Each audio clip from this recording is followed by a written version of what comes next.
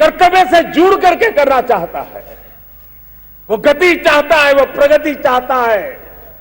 75 साल में संजोए हुए सारे सपने अपने ही आंखों के सामने पूरा करने के लिए वो लालायित है, उत्साहित है, उतावला भी है।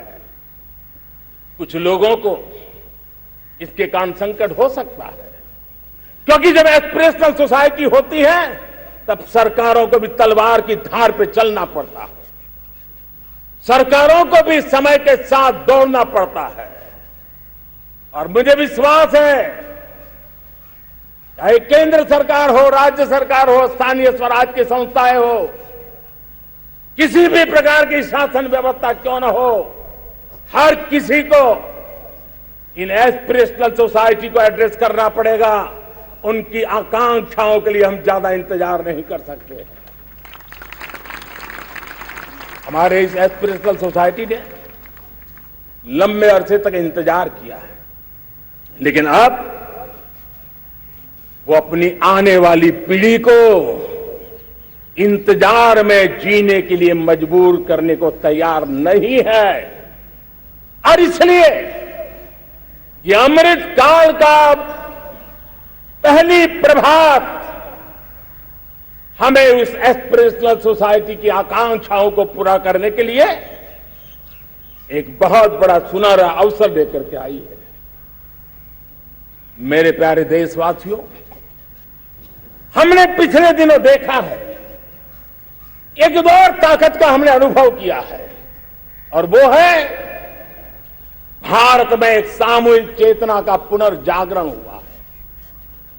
एक सामूहिक चेतना का पुनर्जागरण आजादी के इतने संघर्ष में से जो अमृत था वो अब संजोया जा रहा है, संकलित हो रहा है, संकल्प में परिवर्तित हो रहा है, पुरुषार्थ की पराकाष्ठा जुड़ रही है और सिद्धि का मार्ग नजर आ रहा है। ये चेतना, मैं समझता हूं कि चेतना का जागरण, ये पुनर्जागरण, ये हमारी सबसे बड़ी अमानत है। और ये पुनर्जागरण देखिए,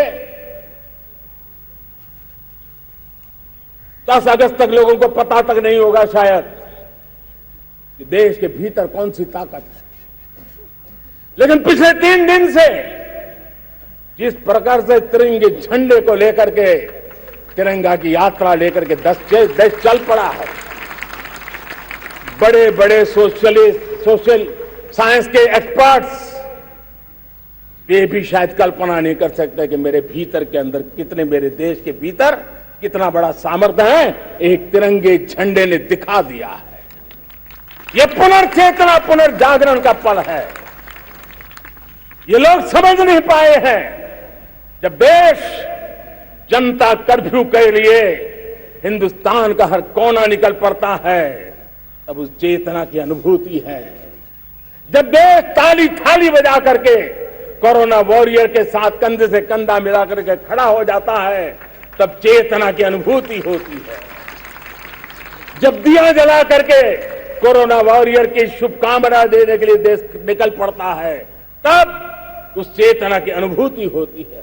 दुनिया कोरोना के कालखंड में वैक्सीन लेना या न लेना, वैक्सीन काम का है कि नहीं है, उस उलझन में जी रहा था।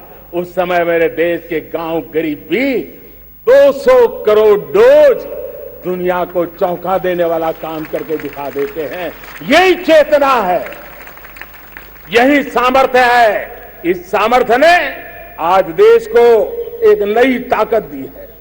मेरे प्यारे भाइयों बहनों, तीसरा एक महत्वपूर्ण सामर्थ्य मैं देख रहा हूं, जैसे एस्पिरेशनल सोसाइटी, जैसे पुनर्जागरण, वैसे ही आजादी के इतने दशकों के बाद पूरे विश्व का भारत की तरफ देखने का नजरिया बदल चुका है।